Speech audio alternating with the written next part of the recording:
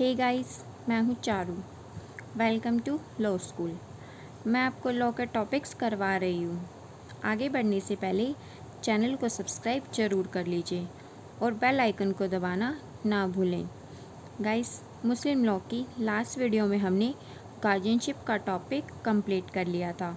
अगर आपने अभी तक मेरी प्रीवियस वीडियोस नहीं देखी हैं तो वह भी देख लेना। आज हम मुस्लिम लॉ में गिफ्ट के बारे में पढ़ेंगे। मुस्लिम लॉ में गिफ्ट को हिबा बोलते हैं। हिबा गिफ्ट से छोटी टर्म होती है, पर इंडिया में हिबा और गिफ्ट को इक्वल ही माना जाता है। इंडिया में गिफ्ट के provisions transfer of property act 1872 में दिए गए हैं, पर वह प्रोविजंस मुस्लिम लॉ में अप्लाई नहीं होते। सिंपल टर्म्स में गिफ्ट प्रॉपर्टी का वॉलंटरी ट्रांसफ़र है एक पर्सन द्वारा दूसरे पर्सन को।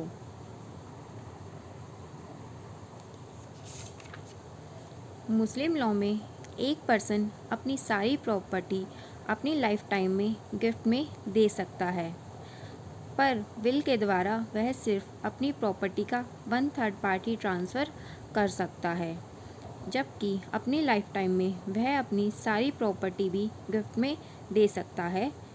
हिबा एक तरह का डोनेशन होता है जिससे डोनी को कुछ बेनिफिट रिसीव होता है। डोनी मीन्स जिसे गिफ्ट मिला हो, उस पर्सन को हम डोनी बोलते हैं।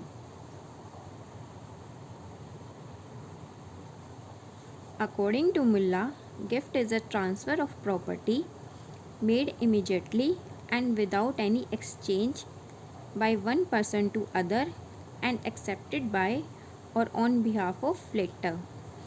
मुल्ला की इस डेफिनेशन में एक वैलिड गिफ्ट की सारी एसेंशियल रिक्वायरमेंट्स आ जाती हैं।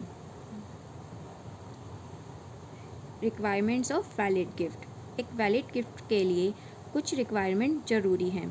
फर्स्ट है transfer voluntary, means free consent के बिना कोर्जन, अंडर इन्फ्लुएंस एक्सेट्रा के होना चाहिए, और ट्रांसफ़र अनकंडीशनल होना चाहिए और इमीडिएट होना चाहिए, मीन्स उसी वक्त हो जाना चाहिए। सेकंड, जो प्रॉपर्टी गिफ्ट में दी जा रही है वह चाहे मूवेबल हो या इमूवेबल, पर सर्टेन होनी चाहिए और प्रेजेंट में एग्जिस्ट करती होनी चाहिए। अगर कोई प्रॉपर्टी चाहे श्योरली ही फ्यूचर में आ जाए पर प्रेजेंट में ना हो तो उसे गिफ्ट नहीं किया जा सकता। वैलिड गिफ्ट के लिए प्रॉपर्टी का प्रेजेंट में होना ज़रूरी है। थर्ड है विदाउट एनी एक्सचेंज और कंसीडरेशन। गिफ्ट किसी कंसीडरेशन के लिए नहीं होना चाहिए। अगर गिफ्ट किसी कंसीडरेशन के लिए हो, चाहे वह गिफ्ट की वैल्यू से बहुत कम ही क्यों ना हो, वह गिफ्ट वैलिड नहीं होगा। फोर्थ है the gift must be or on behalf of Downey.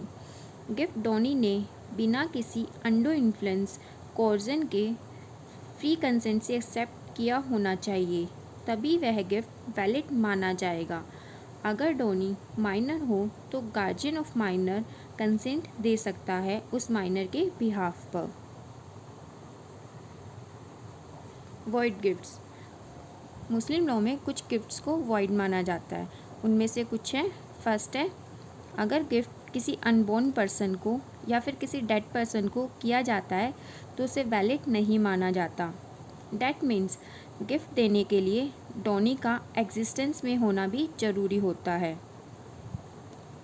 इसलिए किसी डेड पर्सन का या फिर अनबोर्न पर्सन को किया गिफ्ट वॉइड होता है। इसका मेन रीज़न ये है कि वैलिड गिफ्ट के लिए डोनी की एक्सेप्टेंस ज़रूरी होती है और डेड पर्सन और अनबोर्न पर्सन अपनी एक्सेप्टेंस नहीं दे सकते। सेकंड है gift in future. Future property को भी गिफ्ट में नहीं दिया जा सकता। प्रॉपर्टी का प्रेजेंट में होना इम्पॉर्टेंट है। थर्ड है कंटीजेंट गिफ्ट। एक गिफ्ट किसी फ्यूचर की अनसर्टेन इवेंट की हैपनिंग और नॉन हैपनिंग पर डिपेंड नहीं हो सकता, क्योंकि कंटीजेंसी हो भी सकती है और नहीं भी, इसलिए कंटीजेंट गिफ्ट को वॉइड माना जाता है। फोर्थ है कंडीशनल गिफ्ट। अगर डोनर गिफ्ट पर कोई कंडीशन लगा दे तो वह कंडीशन वॉइड होगी पर गिफ्ट वैलिड हो जाएगा। फॉर एग्ज़ाम्पल, ए बी को अपनी प्रॉपर्टी गिफ्ट में दे देता है, पर कंडीशन लगा के कि वह प्रॉपर्टी सेल नहीं करेगा। इस केस में कंडीशन तो वॉइड हो जाएगी पर gift valid. Parties of gift. एक वैलिड गिफ्ट के लिए दो पार्टीज़ होती हैं, डोनर एंड डोनी। फर्स्ट है डोनर। डोनर वह पर्सन होता है जो गिफ्ट देता है। एक डोनर होने के लिए वह कैपेबल भी होना चाहिए। Qualification of donor. फर्स्ट है, डोनर का इंडियन मेजॉरिटी एक्ट 1875 के अकॉर्डिंग 18 साल की एज अटेन कर ली हो। हमने प्रीवियस वीडियो में पढ़ा था कि सिर्फ मैरिज, महर और डाइवोर्स के लिए मुस्लिम लॉ में एज ऑफ प्यूबर्टी को मेजॉरिटी की एज माना जाता है, और बाकी सब के लिए जैसे गिफ्ट, विल, वक्फ एक्सेट्रा के लिए पर्सन को इंडियन मेजॉरिटी एक्ट के अकॉर्डिंग मेजर होना चाहिए। सेकंड है, डोनर साउंड माइंड होना चाहिए। थर्ड है, डोनर ने गिफ्ट बिना किसी अंडर इन्फ्लुएंस या किसी फोर्स में नहीं लिया होना चाहिए, नहीं किया होना चाहिए।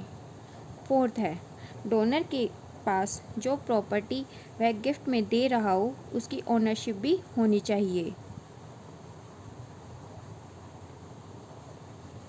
इसके अलावा मैरिड वुमेन और पर्दानशीन लेडी के द्वारा किए गिफ्ट को भी वैलिड माना जाता है, पर बर्डन ऑफ प्रूफ डोनी पर होगा प्रूफ करने का कि वह गिफ्ट बिना किसी अंडर इन्फ्लुएंस और कॉर्जन के दिया गया है। मैरिड वुमेन और पर्दानशीन लेडी पर भी गिफ्ट के वही लॉज अप्लाई होते हैं जो सब पर अप्लाई होते हैं, पर उनके राइट्स एंड इंटरेस्ट की प्रोटेक्शन के लिए उन्हें थोड़ी ज़्यादा प्रोटेक्शन मिलती है। सेकंड है डोनी। डोनी वह पर्सन होता है जिसे गिफ्ट दिया जाता है। Qualification of donee. फर्स्ट है, डोनी किसी भी एज, सेक्स, रिलीजन, कास्ट का हो सकता है। डैट मीन्स मुस्लिम पर्सन किसी हिंदू, क्रिश्चियन एक्सेट्रा को भी गिफ्ट कर सकता है और वह गिफ्ट वैलिड होगा। सेकंड है, डोनी को गिफ्ट देते हुए एग्जिस्टेंस में होना ज़रूरी होता है, otherwise corpus gift means immovable और मूवेबल प्रॉपर्टी का गिफ्ट वॉइड होगा, और इसलिए अनबोर्न पर्सन और डेड पर्सन को किया गिफ्ट वॉइड होता है। थर्ड है, अगर डोनी इंसेन, माइनर या ल्यूनेटिक है उस केस में गिफ्ट उसके लीगल गार्जियन को दिया जा सकता है, पर गिफ्ट का पोजेशन इंसेन, माइनर, ल्यूनेटिक की मदर या ब्रदर को नहीं दिया जाता।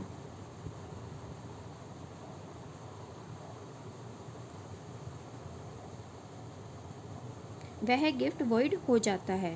गाइस, लास्ट वीडियो में हमने गार्जियनशिप ऑफ माइनर्स प्रॉपर्टी के बारे में पढ़ा था। उसमें हमने पढ़ा था कि माइनर की प्रॉपर्टी के लिए गार्जियन फादर की एब्सेंस में executor appointed by father's will, या फिर फादर्स फादर, और अगर फादर्स फादर भी प्रेजेंट नहीं है तो executor appointed by father's father. बस यही गार्जियन हो सकते हैं, mother and brother of minor नहीं।